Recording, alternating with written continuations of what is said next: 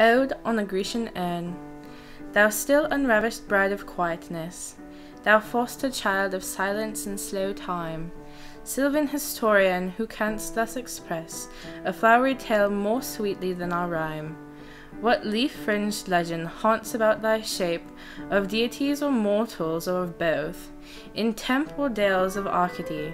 What men or gods are these? What maidens' sloth? What mad pursuit? What struggle to escape? What pipes and timbrels? What wild ecstasy? Heard melodies are sweet, but those unheard are sweeter. Therefore, ye soft pipes, play on, not to the sensual ear, but more endeared. Pipe to the spirit, ditties of no tone. Fair youth, beneath the trees, thou canst not leave thy song, nor ever canst those trees be bare. Bold lover, never, never canst thou kiss, though winning near the goal, yet do not grieve. She cannot fade, though thou hast not thy bliss. For ever wilt thou love, and she be fair. Ah, happy, happy boughs, that cannot shed your leaves, nor ever bid the spring adieu. And happy melodies, unwearied, forever piping songs forever new.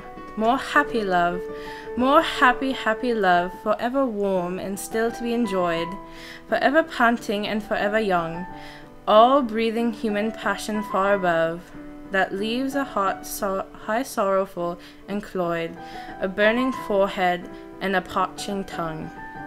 Who are these coming to the sacrifice? To what green altar, O mysterious priest, leadest thou that heifer lowing at the skies? Just skip to the end. Okay. O Attic shape, fair attitude, with bread, of marble men and maidens overwrought, with forest branches and the trodden weed, thou silent form dost tease us out of thought, as doth eternity, cold pastoral.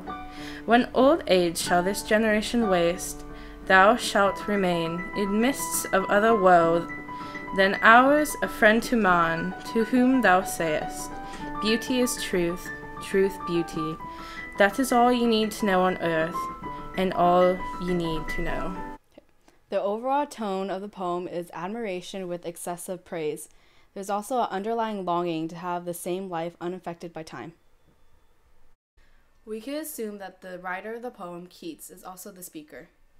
He addresses the urn, society in general, through the pictures depicted on the urn, and reassures both himself and society at the end. The poem was written in 1819, the year that he got tuberculosis.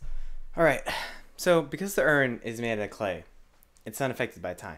And because it's unaffected, it communicates through the boundaries of time. John Keats, the writer, uses the metaphor of the historian to tell stories of the past, and since most urns I know don't talk, it tells the stories silently.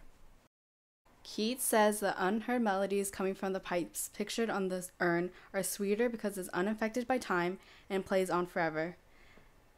This line is paradoxical. Is that how you say it? Paradoxical. Dang it. Can I start over? This line is paradoxical. It's like paradoxical. It's paradoxical. This line is paradoxical because the music that you can't hear... Wait, no, that makes no sense. This phrase is paradoxical because there's no such thing as music that you can't hear.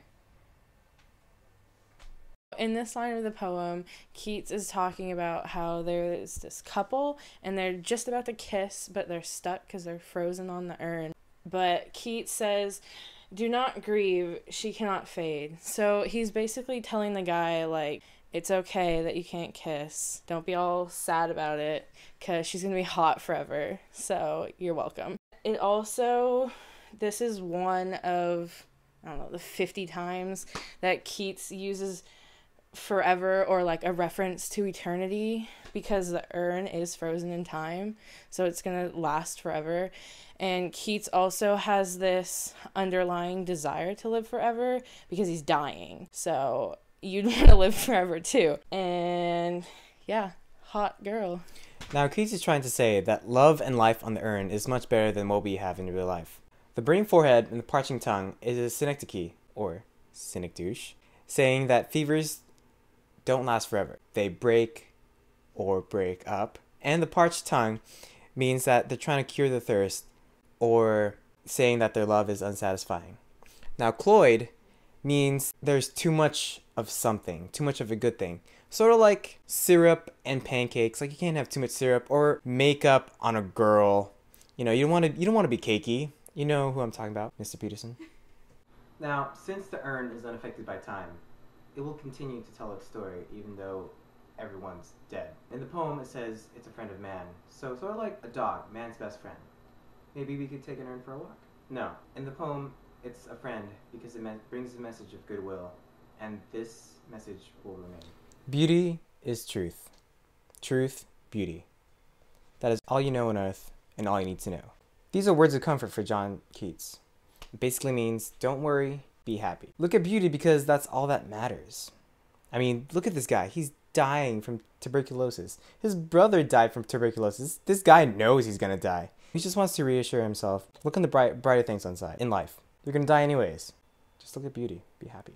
Now, Ode on a Grecian Urn is about John Keats, and he's trying to reassure himself because he's... Oh, so that's how that works. Stop!